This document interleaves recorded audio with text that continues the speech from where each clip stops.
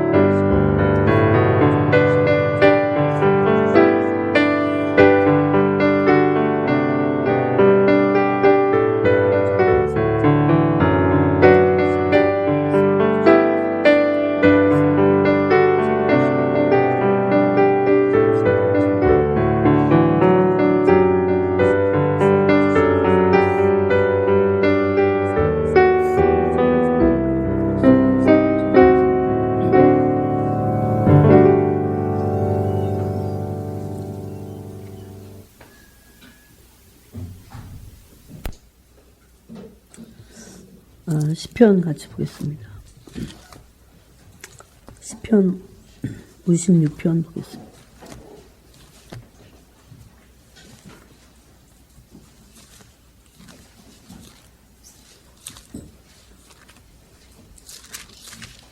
(56편)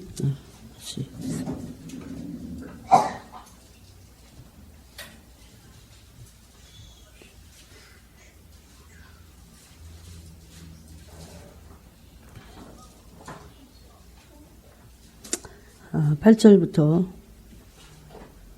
13절 끝절까지 같이 읽겠습니다. 시편 56편 8절부터 13절 끝절까지 우리 한 목소리로 읽겠습니다.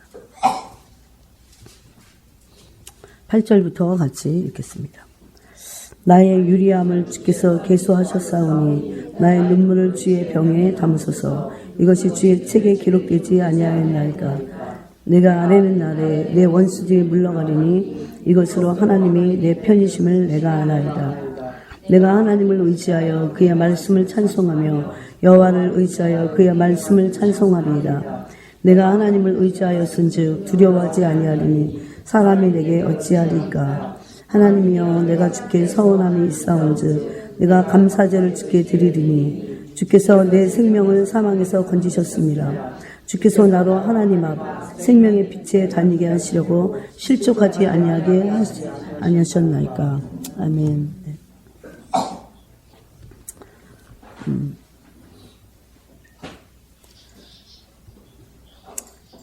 이제 새 해가 됐고 우리가 벌써 이제 첫 주를 지내고 있습니다. 제가 이곳에 2009년도에 이제 한국에 와서 벌써 한 6년이 이제 흐르면서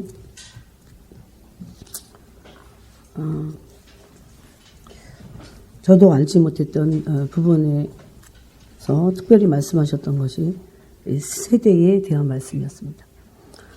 특별히 이때가 하나님의 구원의 역사의 마지막이라는 것과 구속사의 마지막이라는 것과 그래서 제가 하나님의 구원의 역사의 마지막임을 사람에게서 들어서가 아니라 하나님께 기도하면서 알게 되었습니다. 그래서 하나님의 구원의 역사의 마지막이라는 사실을 사람들한테 알리는 것이 너무도 중요하구나. 심지어 그것을 원하지 않아서 그 마지막 때를 감지하지 못하는 사람들, 그들은 세상이 좋을 수밖에 없습니다. 그래서 그런 말씀을 들을 때 약간 그 협박같이 느껴질 수도 있어요. 근데 협박은 거짓이고 그 협박은 거짓이죠, 그죠? 예. 근데 이것은 경고면서 경각심을 갖게 하는 것이기 때문에 그것은 하나님의 말씀은 사실입니다, 사실. 그래서 많은 사람들은 특히 만약에 한국을 보면, 아니 전 세계적으로 돼요. 제가 이제 유럽에서 오래 살았기 때문에 너무 풍요하고 번영을 누리고 너무 사는 게 뭐 나라가 다 책임져 주고 어느 정도. 그러니까 물론 가난한 자들이 있어요. 그렇지만 물론 저런 완전히 빈민국에 비하면 훨씬 나은 생활을 그들이 하고 있어요. 상대적 빈곤이지 그들이 절대적 빈곤은 그들에게 없을 정도로 안정적인 삶을 살고 있습니다. 또 그 먹고 사는 문제가 조금 해결된 사람들은 목표가 어떻게 하면 조금 나아지는 삶을 살까. 먹는 거, 입는 거, 주거, 환경 이런 것들이. 그것 때문에 사람들이 조금 더 나은 삶을 살려고 혈안이 되어 있어요. 그래서 마치 누가 좋아하겠습니까? 노아 세대같이. 누가 비 오는 것을 그 노아 시대는 비가 오지 않았는데 비라는 게 그런 홍수의 개념의 비가 없었어요. 그런데 누가 비 오는 것을 말할 때 좋아합니까? 그렇듯이 앞으로의 삶을 유지하고 더 나은 삶을 보장받기 위해서 노력하는 것을 인간 스스로도 전혀 그것이 잘못된 방향으로 가고 있다고 생각조차 하지 못합니다. 그래서 그것을 위해서 어릴 때부터 공부하고 또 부지런히 그 직업을 얻기 위해서 어떤 자기 조건을 쌓고 보장받을 만한 그런 길로 가기 위해서 정말 노력하고 애를 씁니다. 근데 엄연히 그런 삶은 끝을 모르고 살고 있는 어리석은 삶이고, 그리고 그것은 심지어 만몬의 만몬의 영 아래에 있는 삶이라는 것을 사람들이 알지 못합니다.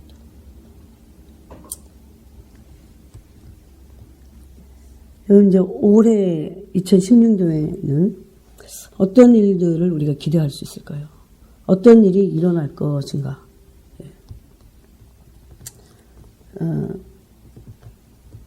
그런 세상의 그 영 아래서 아예 안 믿는 사람들이야 뭐 그렇다 치더라도 세상의 영 아래서 그런 길을 가고 있는 사람들에게 주님의 때가 가까웠고 주님의 강림이 가까웠고 우리 심령이 준비해야 되고 회개를 외치고 그래서 올바른 마음과 생각을 가지고 살지 않으면 안 된다고 하는, 그래서 탐욕을 토해내야 되고 또 마치 빛이 우리 삶을 밝혀서 우리를 폭로시키는 그런 그 빛을, 그 진리를 좋아할 리 없습니다. 누가 지혜로운 사람일까? 과연 누가 정말 진짜 슬기로운 사람일까? 그래서 누가복음에 보면 세례 요한에 대해서 그렇게 말합니다. 엘리야의 심령과 능력을 가진 자인데 그는 의인의 슬기에 많은 사람들을 돌아오게 할 것이다. 그런 말씀을 하고 있습니다. 제가 한번 읽어보겠습니다. 이미 예수님이 오셨을 때 이미 종말이 시작되었습니다. 그가 또 엘리야의 심령과 능력으로 주 앞에 먼저 와서 아버지의 마음을 자식에게 거스리는 자를 의인의 슬기에 돌아오게 한다. 거스리는 사람들을 의인의 슬기에 돌아오게 한다. 주를 위하여 세운 백성을 준비하리라. 이렇게 하나님의 말씀은 너무나 엄연하고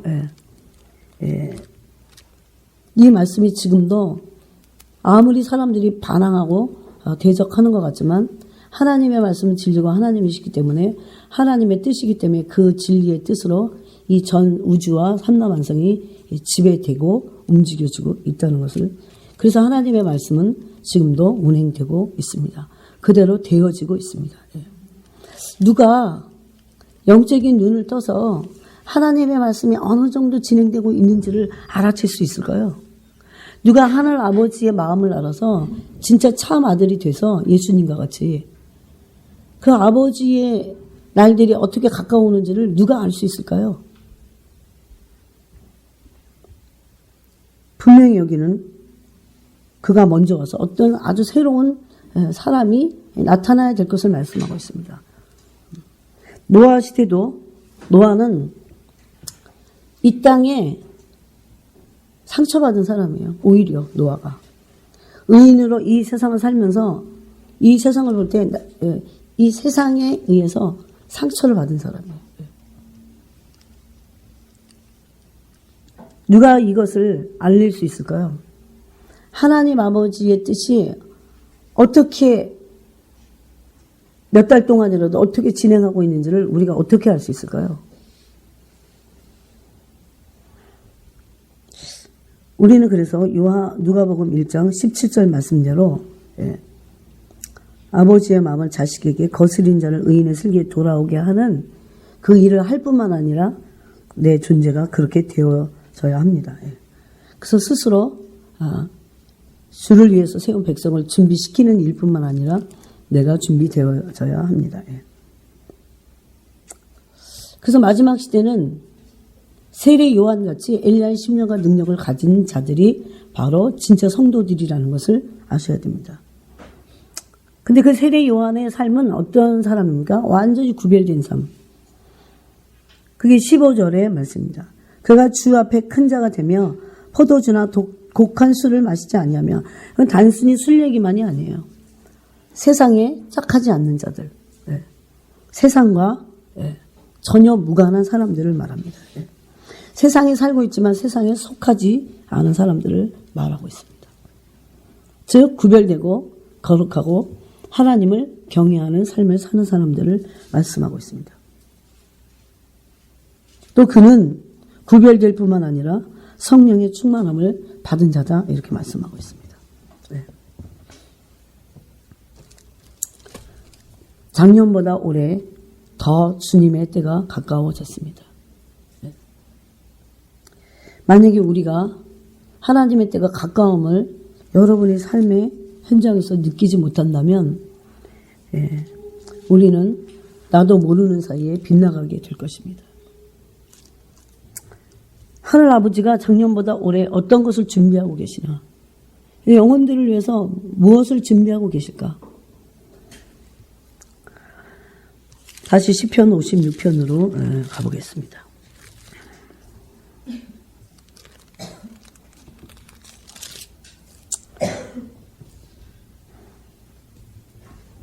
여러분과 오늘 이 말씀을 통해서 여러분이 작년보다는 올해 더 주님의 날이 가까움을 아시고 여러분의 심령이 부끄러움 없이 주님 앞에 서도록 누가 뭐라고 그래도 어떤 일이 일어나도 그 심령을 준비해야 합니다. 어떤 어려움이 오고 어떤 공고가 오고 어떤 유혹이 와도 어떤 일들이 올해 내 삶에 펼쳐진다 해도 가장 본질로 나의 정체를 정할 수 있는 그 삶 안으로 들어가는 것은 올해 주님의 때가 더욱 가까워서 더 준비하는 삶을 살고 있느냐는 것입니다. 만약에 그 삶을 여러분이 목표의 하나로 삼지 않는다면 우리는 주님의 때가 가깝지만 우리는 그 주님과 멀어지게 될 것입니다. 저는 여러분이 올해에 그동안도 제가 계속 기도를 강조해 왔고 그랬지만 여러분이 무엇보다도 말씀과 기도로 사시기를 간절히 부탁을 드립니다. 왜냐하면 내가 개인적으로 하나님의 말씀이 누구로부터 들어도 그 말씀이 나의 것이 되고 또 그 말씀으로 내가 기도하지 않는다면 그것은 다 거짓된 삶의 내 모습을 볼 수밖에 없을 것입니다. 인생은 참 헤매기 참 좋은 게 인생이에요. 그래서 나이를 들면서 더욱 깨닫게 되는 것은 왜 하나님이 그토록 자신을 찾으라고 하시는지를 알 수 있을 것 같습니다. 하나님의 존재를 구하지 않으면 안 될 완전히 구제불능의 구원의 존재라는 것을 우리가 뼈저리게 깨달아야 합니다. 그러려면 머리가 아니라 가슴으로 특히 주님 앞에 정말 무릎을 꿇고 온 심령으로 골방으로 들어가기 전에는 내 존재가 보여지지 않기 때문에 하나님께 가까워질 수 없습니다. 올해일지 내년일지 이미 때는 카운트가 되고 있습니다. 여러분은 정말 저와 함께 준비를 하셔야 됩니다. 여러분이 한 번이라도 이 말씀을 들을 수 있는 것은 여러분이 만약에 가슴에 새기시고 믿음으로만 받으신다면 여러분의 영혼에 너무나 유익이 될 것입니다. 한 번이라도 기억하시고 내가 준비가 되었나를 살피시고 성령과 함께 그 준비하는 삶으로 의인의 슬기로 돌아가셔야 됩니다. 그러기 위해서 첫 번째 여러분이 해야 될 것이 기도하는 삶입니다. 기도는 많은 사람이 하지만 왜 주님이 기도를 지성소로 들어가라고 하셨는지를 왜 우리를 왕같은 제사장으로 삼으셨는지를 알면 그 기도의 비밀을 알게 될 것입니다. 베드로전서 2장 9절에 보면 우리를 왕같은 제사장으로 부르셨습니다. 왕같은 제사장은 물론 중보자의 의미도 있어요. 그런데 그 왕같은 제사장이야말로 중보자일 뿐만 아니라 또 하나 그 중보자이기에 앞서서 가장 중요한 사실은 그리스도를 통해서 하나님의 가장 지성소의 깊은 곳으로 우리가 들어갈 수 있다는 것입니다. 즉 그곳으로 들어가지 않으면 안 될 그 새롭고 살 길의 문을 열어놓으셨다는 것입니다. 그 지성소로 들어가는 삶이야말로 그 기도자의 삶이야말로 살아나야 될 길이라는 것입니다. 그래서 그것을 새롭고 살 길이다 그렇게 말씀하셨습니다. 여러분과 제가 우리 모두가 하나님의 지성소로 들어가서 그리스도를 통해서 그 살 길로 들어가지 않는다면 우리는 반대로 살지 못할 것입니다. 우리 영혼은 살아남을 수 없을 것입니다. 그래서 새로운 길인데 살 길이다 그렇게 말씀하셨습니다. 그 한 단어도 여러분이 빼놓지 마셔야 됩니다. 그러면 반대로 그 지성소로 들어가는 그 골방 안으로 들어가는 우리 영혼에 그 안에 들어가서 주님의 얼굴을 구하고 대면하지 않는다면 우리 영혼은 살 길이 없을 것입니다. 앞으로 여러분 우리가 적당히 해서 지나갈 때가 아닙니다. 이미 고통의 때가 시작이 되었습니다. 사람들은 희망을 갖고 있지만 우리의 희망은 그래서 예수 그리스도십니다. 아무리 흑암이 오고 환란이 닥쳐도 하나님은 예수 그리스도를 통해서 지성소로 들어간 그 영혼들을 그 살길로 들어간 그 영혼들을 그 골방에서 그 지성소에서 우리를 보호하실 것입니다. 그래서 여러분이 기도한다는 삶은 너무나 중요합니다. 여러분 왜 주님이 골방 기도를 말씀하셨을까요? 지성소로 들어가는 기도는 골방 기도여야 합니다. 골방 기도가 아니라면 우리는 주님을 만날 수 없습니다. 골방으로 들어간 사람은 그 문을 자기가 닫습니다. 그것은 세상과의 차단을 말합니다. 여러분들이 이런 얘기를 많이 들으셨을 것입니다. 그렇지만 실질적으로 그 영혼이 세상과 차단해서 주님을 대면하는 그 일에 그 골방으로 들어가는 그 일에 내가 의지적으로 성령과 함께 들어가지 않는다면 그리고 시간과 모든 것들을 다 빼앗겨 버린다면 우리는 살 수 없을 것입니다. 골방으로 들어가려면 필요한 것이 있습니다. 첫 번째는 세상과 끊어내야 됩니다. 여러분이 세상의 한복판에 산다고 해도 세상을 골방으로 들어가는 기도에서는 끊어내야 합니다. 아무리 기도 자리에 앉아 있어도 잡다한 잡념과 또 심지어 그 핸드폰을 가지고 세상을 보면서 기도할 수는 없습니다. 완전히 결단하고 차단하고, 그래서 그 지성스러워요. 그 골방으로 들어가서 내가 세상과 차단하기 위해서 문을 닫아야 합니다. 그래야 그 골방 안에 지성소로 들어가는 길로 우리가 인도함을 받을 수 있습니다. 이것은 저도 경험을 하지만 수많은 기도의 성인들이 전부 다 이런 기도를 해냈던 사람들입니다. 여러분이 속지 마셔야 합니다. 여러분이 정말 골방 기도를 하고 계십니까? 주님을 만나는 그 기도를 하고 계십니까? 또 주님이 만나지십니까? 그래야 여러분의 영혼은 살 수 있습니다. 왜냐하면 그리스도를 통해서 예수의 피를 힘입어서 담대함을 가지고 그 지성소로 들어갈 수 있는 그 길을 새롭고 살 길이라고 말씀하셔요. 사실은 예수님이 당신의 육체를 찢으신 이유 중에 하나가 단순히 죄를 속량하시기 위한 것뿐만이 아니라 바로 우리에게 살 길을 열어놓으신 그 의미가 있다는 것을 잊지 마셔야 합니다. 이것이 요한복음 히브리서 10장에서 말씀하는 그 새로운 길입니다.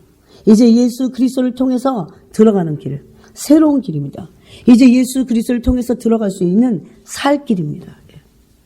저는 기도를 하면 할수록 이것을 알게 되었습니다.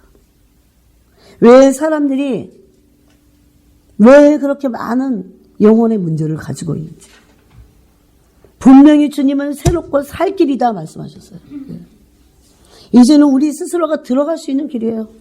왜 그렇습니까? 예수님을 믿는 사람들은 스스로 들어갈 수 있습니다. 누구도 들어가게 할 수 없어요. 자기 스스로 들어갈 수 있는 길이에요.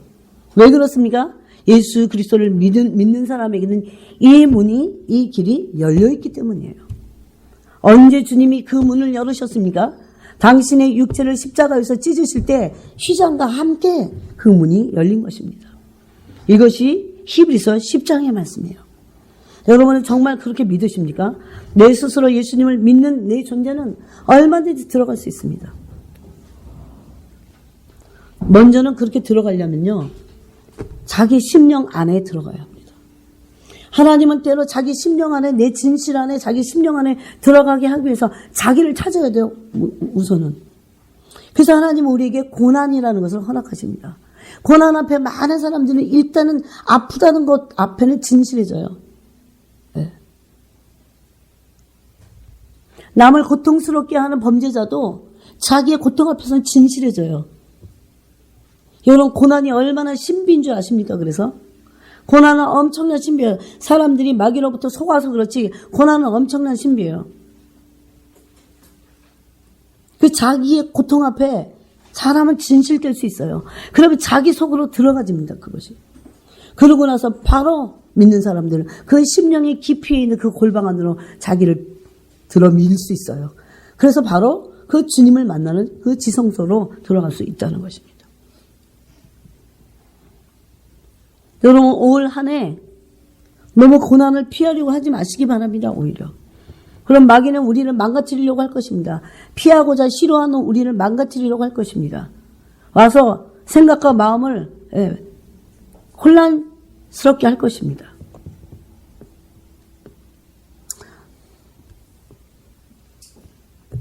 이제 세상의 문을 닫았다면, 문을 닫고 이제 그 안으로 들어가려면 고독해야 합니다. 고용. 이것은 영적인 비밀과 같은 거예요. 안 들어가본 사람들은 몰라요. 그 고독의 의미가 어떤 건지를 몰라요. 그래서 마귀의 수법이 있어요. 많은 사람들을 만나고 많은 것들을 하고 막 바쁘게 하고, 그래서 그 고독해서 주님을 만나지 못하도록 만들어버려요. 그 고독하면 큰일 나는 줄 알죠. 이것은 단순히 우리가 말하는 그런 고독만이 아니에요. 따로 떼어 잠잠히 심령의 아픔 속으로 홀로 독대해서 이 길을 걷지 않는다면 절대 주님을 진짜로는 만날 수 없어요. 안 만나져요. 이것은 너무나 중요한 일입니다. 정말 골방의 문을 닫고, 그래서 홀로 있지 않으면 안 돼요. 홀로의 그 영성에, 홀로 하는 주님과 함께하는 그 안에서 깊이 나 자신이 만들어지는 것입니다. 그 장소야말로. 그래야 내가 이웃과 편안하게 삶을 살 수 있습니다. 만약에 내가 주님을 독대하고 주님 앞에서 그 내 존재에 대해서 배우지 않는다면, 내가 만약에 그런데 내가 이웃과 잘 지낸다. 그건 잘 지내는 게 아니에요. 그 인본주의에서 나오는 거죠. 그냥 인간의 정으로, 이건 진실하지 않은 것들을 가지고 그냥 적당히 살 뿐이에요. 그런데 놀라운 게 있어요. 그렇게 하지 않은 삶의 심령 안에는요, 실컷 사람하고 같이 사귀고 뭔가 진실한 것을 얘기한 것 같은데, 내가 그리스도와 함께하는 그 시간 안에서 나온 진실이 아니라면 상대방도 나도 허전합니다. 이상해요. 이것을 우리는 그 지성소에 들어가서, 골방으로 들어가서 문을 닫고 세상과 단절을 시켜서 그리스도 앞에 나를 독대해야 합니다. 독대하도록 해야 합니다. 오늘 말씀 시편 56편 8절을 보니까, 이것은 다윗이 가드에서 블레셋인에 잡힌 때라고 되어 있어요. 8절에 보니까 나의 유리함을 주께서 계수하셨사오니 나의 눈물을 주의 병에 담으소서. 이것이 주의 책에 기록되지 아니하였나이까. 그러면서 다윗은 10절, 11절에서 주님을 의지하는 것에 대해서 3번이나 연거퍼서 얘기하고 있습니다. 내가 하나님을 의지하여. 여러분, 하나님을 의지한다는 건 무엇입니까? 그 골방 안에 지성소로 들어가서 내 마음이 하나님을 의지하여 내 마음의 평강이 임할 때까지, 나 자신과 갈등을 느끼는 나는 하나님 앞에 그 모든 갈등들을, 심령을 하나님 앞에 물이 쏟아지는 것이 쏟아지면서 토해내면서 울부짖고. 요즘 사람들이 제일 하기 싫어하는 거예요. 혼자 있으면 큰일 나는 줄 압니다. 근데 그것이 얼마나 천국 가면 여러분이 얼마나 이것이 복된 일이라는 것을 금방 알게 될 것입니다. 8절에 보니까 특이한 거기 말씀이 기록이 되어 있어요. 나의 눈물을 주의 병에 담으소서. 근데 이것이 주님의 책에 기록되었다 이렇게 말합니다. 이게 지금 반어법이지만 기록되었다는 것 아닙니까? 이거는 고대 유대인들의 풍습 중에 하나예요. 그래서 다윗은 이렇게 지금 표현한 거예요. 나의 눈물을 주의 병에 담으소서. 이것이 주의 책에 기록되지 아니하였나이까. 이렇게 말하고 있어요. 근데 고대 유대인들의 풍습에서 알 수 있듯이 그 무덤에 보면 눈물병들이 심지어 나오기도 합니다. 눈물을 담았던, 가족의 눈물을 담았던 그 눈물의 병들을, 그럼 눈물이 얼마나 받아갖고 얼마나 있겠나 그런 생각은 들어요.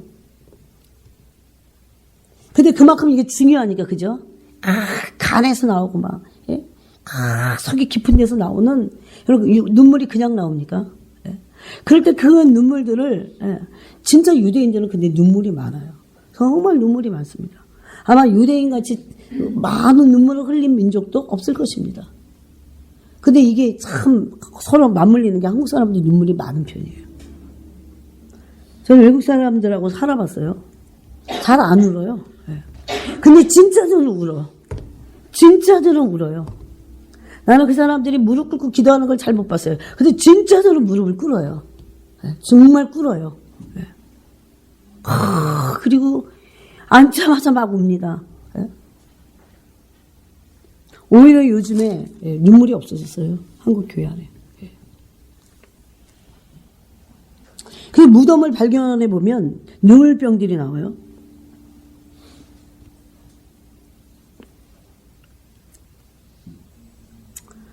여러분, 눈물을 담았다고 하니까 이 병이 얼마나 소중하겠어요, 그들이.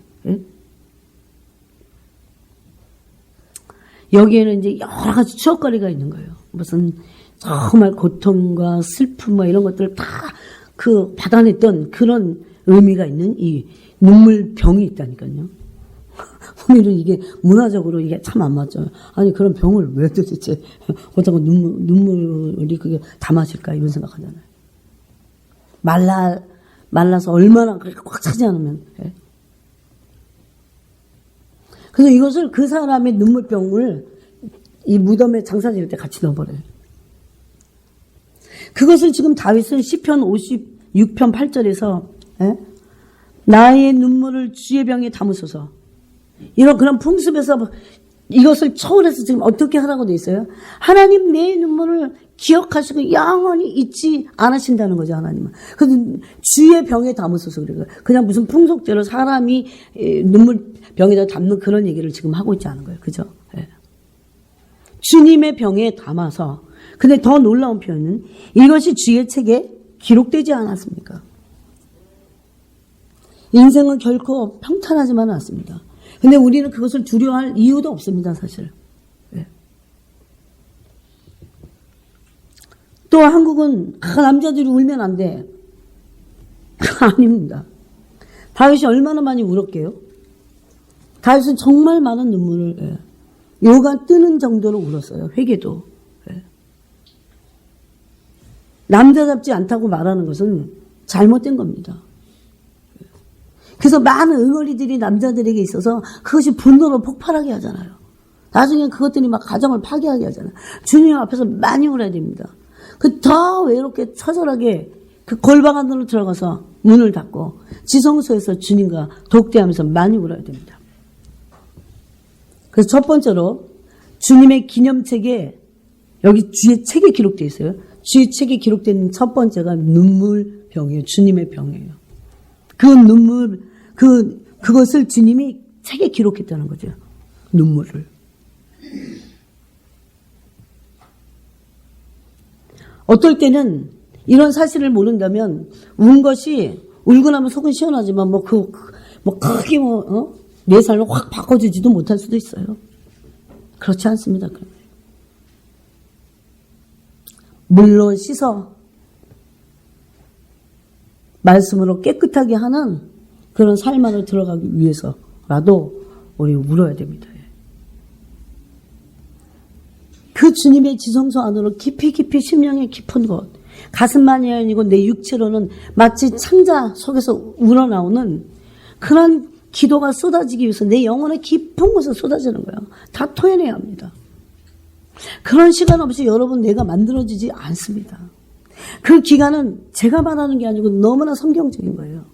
모세 그런 시간들을 눈물로 탄식하며 하나님의 때를 기다리며 그 약속을 기다리던 그 40년의 시간을 모세는 홀로 독대했어요. 홀로. 결혼해갖고 애를 낳아도 하나님을 대면하기까지는 얼마나 외로운 길을 갔는지 모릅니다.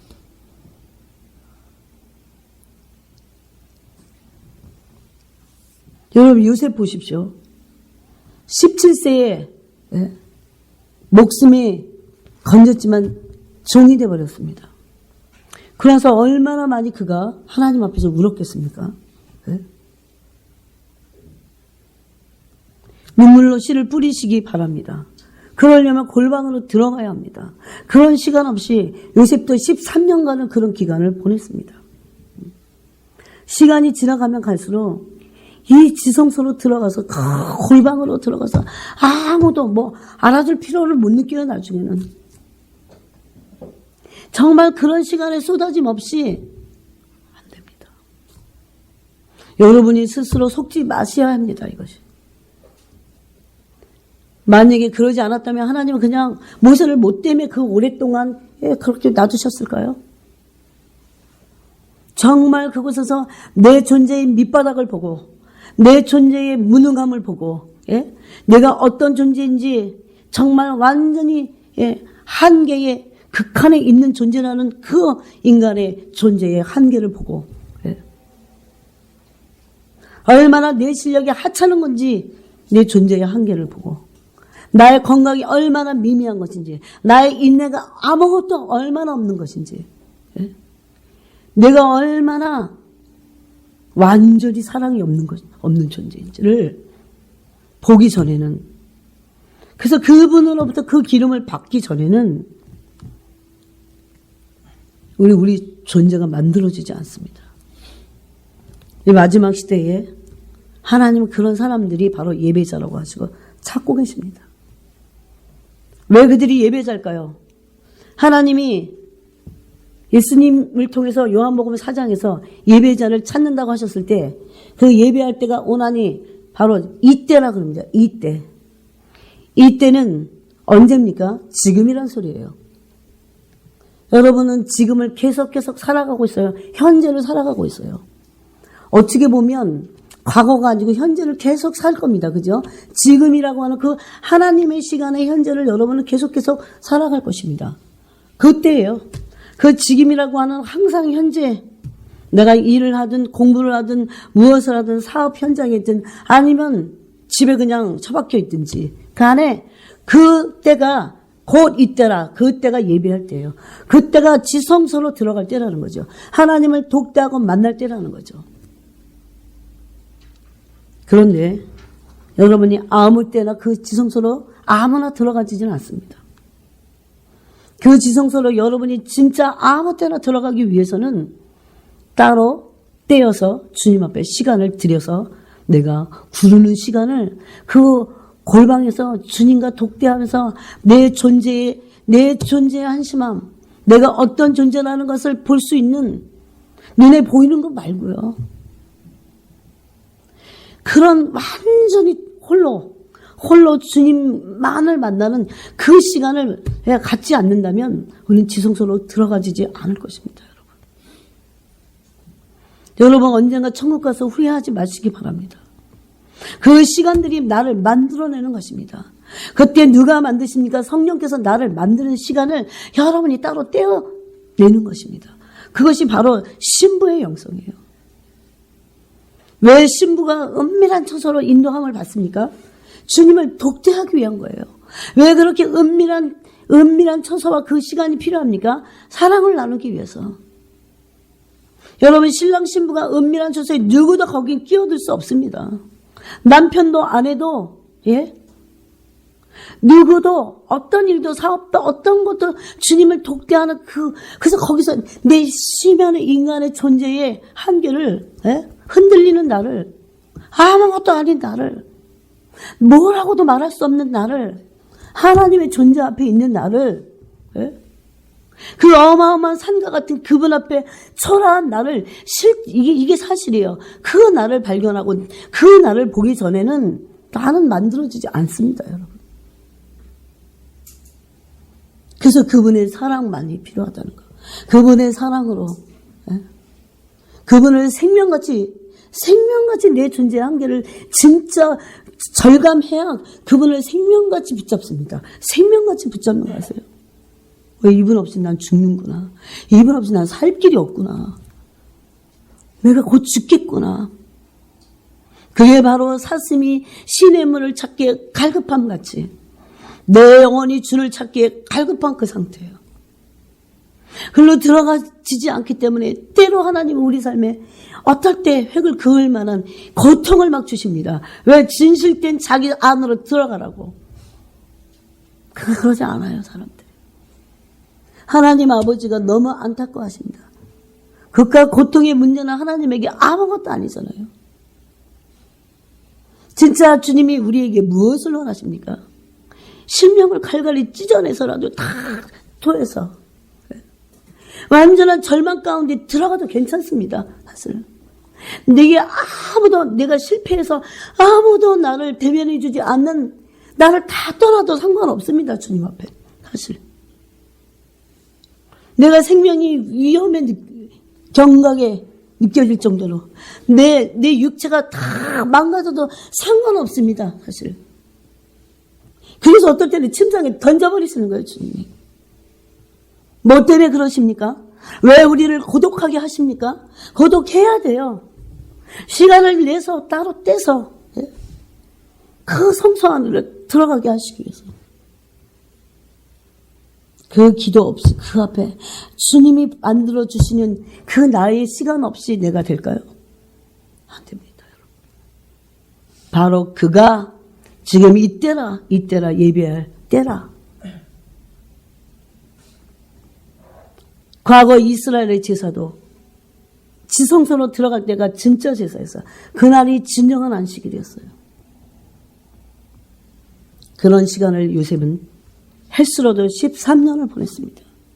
여러분이 속지 마시기 바랍니다. 언제 만들어진다고요? 그때 만들어집니다. 그게 바로 나에게 있어서 천국의 주님의 책에, 주님의 앞에 있는 그 책에 내가 어떻게 주님 앞에서 내 심령을 쏟았는지, 나의 눈물 한 방울 한 방울이 주님의 병에 담아서 주의 책에 기록하신다니까요. 이게 주님의 책에 기록하신다는 그 내용. 결코 사라지지 않습니다. 주님이 우리의 눈물 한숨 하나하나 그 만들어지는 그 과정에서 내 존재의 그 초라함, 내 생명이 위험에 느끼는 그 벼랑 끝에 선 심령으로 주님 앞에 주님을 독대했을 때 그 모든 하나하나가 하나님 앞에서 한 것들이 없어지지 않고 어디에? 주님의 책에, 주의 앞에 있는 책에 기록이 된다는 것입니다. 놀랍지 않아요?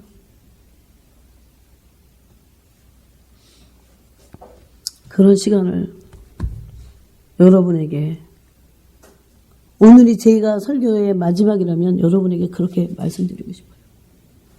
시간을 정하시기 바랍니다. 정하지 않는다면 우리는 이제까지 했던 그 프로그램에 의해서 나의 삶의 프로그램이 있잖아요, 여러분. 그죠? 여러분 떼셨습니까? 시간을 떼셨습니까, 주님께? 여러분, 우리는 머리로 압니다. 24시간이 다 하나님이 내게 주신 시간이고 내 거라는 걸 알아요. 내가 마음대로 쓸 수 있습니다, 지금은. 그렇지만 결코 그렇지 않습니다. 언젠가 시간에 대해서 주님이 계수하실 것입니다. 내 시간이 아니었기 때문에. 그래서 우리는 따로 떼야 돼요. 결정하지 않으면 안 됩니다. 하나님이 모두에게 24시간을 동일하게 주신 것입니다. 그 24시간이라고는 하루 동안은 내가 어떻게 시간을 어떤 장소에서 뗄 것인가. 그러므로 모든 시간이 지성소에 있도록 하기 위해서 얼마나 축복된 시간들을 만들어내는 것입니까? 여러분이 따로 뗀 그 시간들은 하나님 나라에서 영원한 시간으로 바뀔 것입니다. 영혼과 연결되는 시간들이에요. 저는 기도할 때 힘들지만 항상 그런 생각을 합니다. 나는 지금 시간을 심는 것이구나. 하나님이 내가 지나가고 없어질 이 시간 속에서 내게 영원을 알게 하셔서 내가 이 시간을 영원을 향해서 심고 있구나. 그런 시간을 갖지 않는다면 우리는 올해도 그냥 여러분이 만들어지지 않을 것입니다. 우리는요, 우리 스스로를 만들어낼 수 없어요. 하나님의 사람을 왜 그런지 아십니까? 우리의 결심과 의지는 나약하기 짝이 없습니다. 그 골방에서 주님을 독대함으로 나의 존재가 폭로되는 것부터 해야 합니다. 내가 얼마나 불신 덩어리인지, 내가 얼마나 교만 덩어리인지. 여러분, 그 빛이 실제로 비친 여러분을 보신 적이 있습니까? 안 보여져요, 그냥은. 그래서 그런 거예요. 실제적으로 내가 얼마나 어떻게 안 좋은지, 어떤 상태인지를 빛 앞에 가야 비춰질 때 깜짝 놀래고 이렇게 살지 않을 것입니다. 겉으로 보여지고 적당히 왔다 갔다 하는 내가 아니에요, 여러분. 하나님은 그런 나를 지금 보고 계시지 않습니다.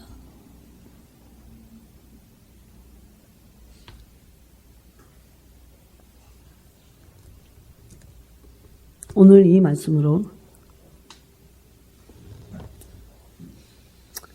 여러분이 가슴에 새기시고 오늘 결심하시기 바랍니다.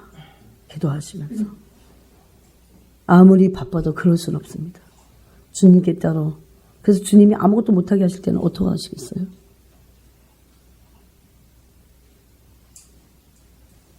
하나님 앞에서 바쁘다는 말을 하지 말아야 합니다. 그건 게으른 사람들이, 악하고 게으른 종들이 하는 소리입니다.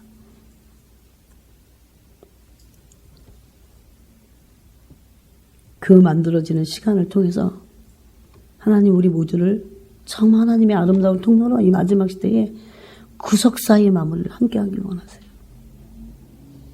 그것뿐만 아니라 우리 존재 자체가 그 골방에서 그 지성소에서 만들어진다는 것. 심부로.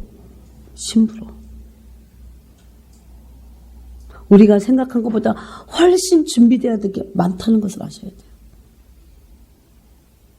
가짜 같은 내가 진짜로 만들어지는. 예. 또 준비된다 보면 다시 가짜 끼가 또 있는 거예요. 다시 깨고 다시 폭로하면서 주님 앞에 또 나가고. 빛 앞에 누가 빛 앞에 많이 머물러 있느냐 그렇게 그러셨어요. 여러분이 따로 시간을 내서 그 나머지 시간들이 전부 빛 앞에서 사는 시간이 되게 하기 위한 그 시간들이 필요하다는 것입니다. 세상의 이치나 영성의 이치나 다 똑같아요. 그 다음에 두 번째로 하나만 더 나누겠습니다. 그래서 여러분의 눈물이 여러분이 천국 갔을 때 주님의 책에 다 기록될 것을 기억해 보십시오. 하나님이 다 기록하셨구나. 내가 지성소로 들어가서 주님과 독대했던 그 시간들을 주님 다 기록하셨구나. 정말 아버지임을 여러분이 알게 될 겁니다. 그 다음에 한 절을 더 보겠습니다. 말라기 3장 16절.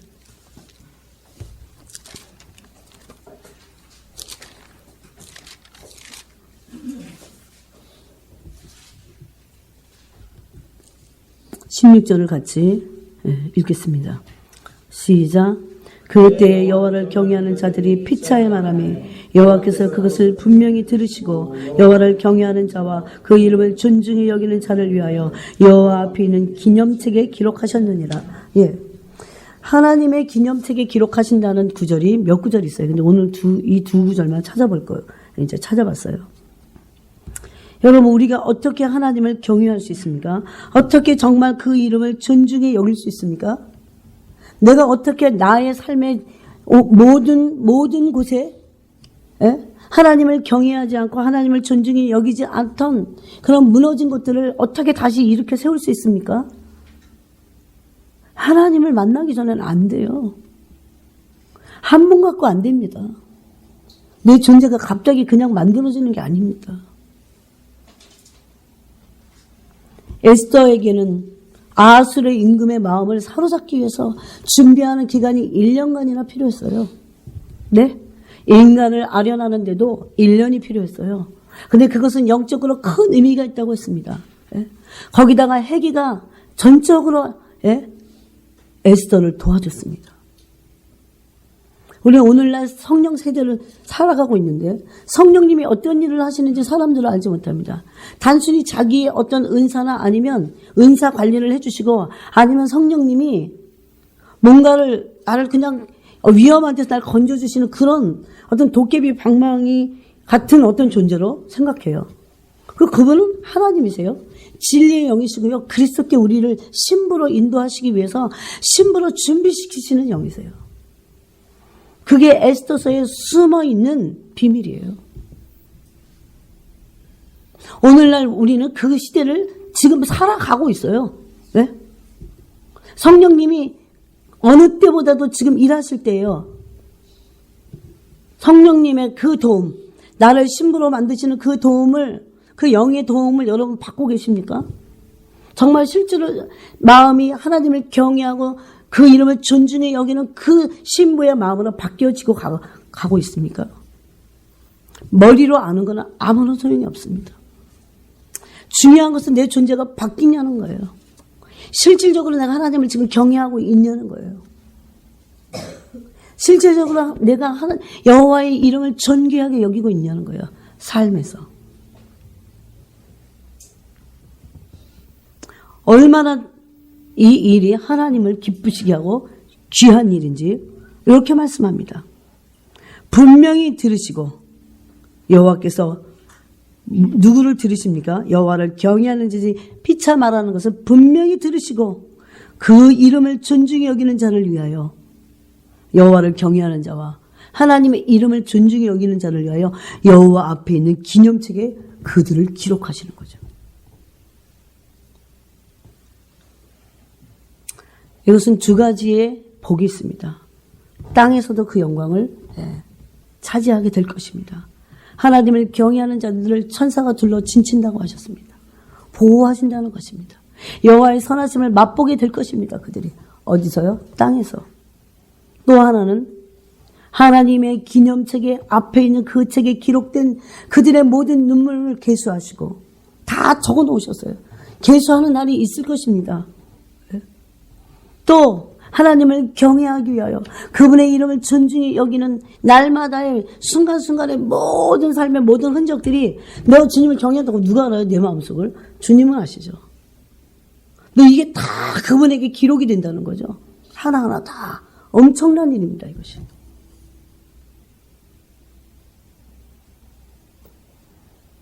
그토록 하나님을 의지하고 경외하고 그 이름을 존중히 여기는 것이 중요하다는 거죠. 귀하다는 거죠. 영광스러운 일입니다. 하나님이 즉 하나님이 영광을 받으실 뿐만 아니라 우리에게도 그 영광을 입혀주시겠다는 거죠. 근데 이것은 존재가 바뀌기 전에 안 됩니다. 그래서 이사야서 11장에는 여호와를 경외하는 영이 예수님에게 임했다고 말씀하십니다.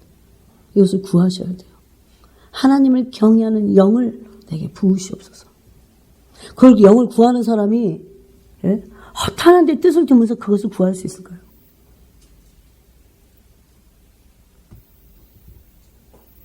그래서 17절에 이렇게 말씀하십니다. 17절을 읽겠습니다. 말라기 3장 17절도 읽겠습니다. 시작. 만군의 여호와가 이르노라. 나는 내가 정한 날에 그들을 나의 특별한 소유로 삼을 것이요 또 사람이 자기를 섬기는 아들을 아낀같이 내가 그들을 아끼리니. 특별한 소유로 삼으셨습니다.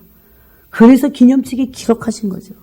그래서 땅에서뿐만 아니라 하나님의 나라에서도 큰 영광을 얻게 하시는 것입니다.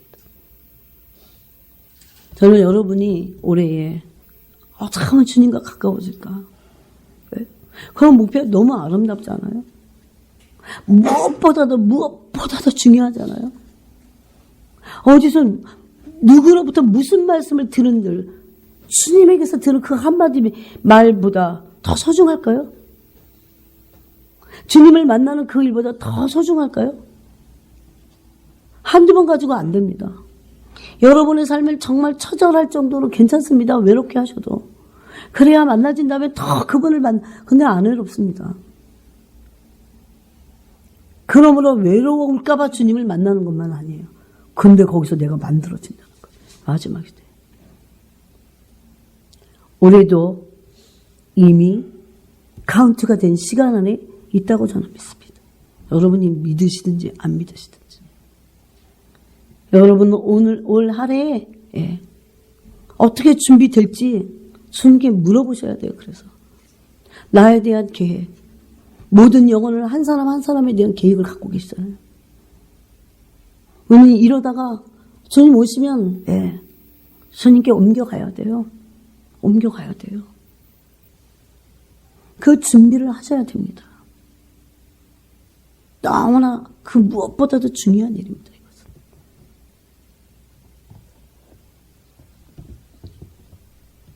소를 산 사람도 소용없습니다. 그건 변명이 되지 않습니다. 내가 소를 샀다고 그랬어요. 나는 그 말씀을 늘 묵상해요. 내가 소를 사갖고 바쁜 일이 없나. 그건 진리잖아요.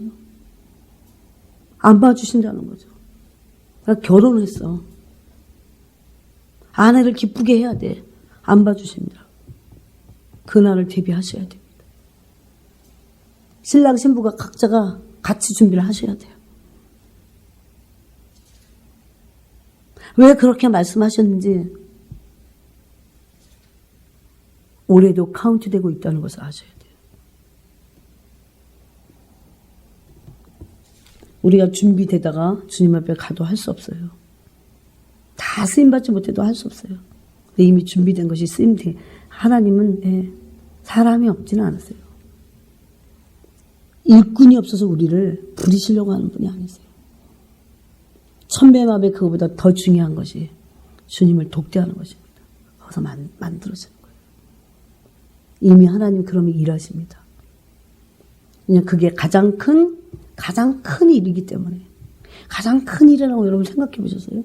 그 어떤 것보다도 주님과의 친밀함이 가장 해야 되고, 가장 우선적이고, 가장 중요하고, 가장 큰 위대한 일이라고. 하나님을 사랑하는 일은 가장 위대한 일이에요. 그래요. 오늘 여러분이 이 말씀을 통해서 정하시고, 내가 어떻게 주님 만날 것인가. 하나님을 만나지 않는 영혼들은 살지 못할 것입니다.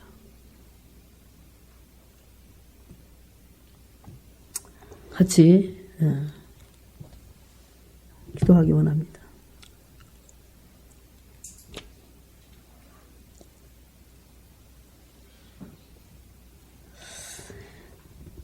이 두 가지를 올해 여러분이 목표로 잡으시고, 내가 어떻게 하든지 말씀과 기도로 주님을 꼭 만나는 시간을 갖겠다. 아침에 그냥 슬쩍 큐티하는 거 말고요. 그하고는 안 만나집니다. 이것도 저것도 안 돼요. 그거는 아무것도 아닌 거지. 정말 깊이 만나셔야 됩니다.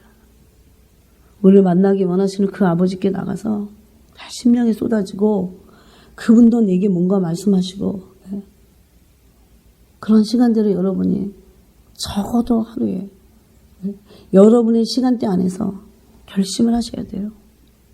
여러분, 그냥 지내는 사람들이 얼마나 교회 다니는 사람 중에 많은지 아십니까?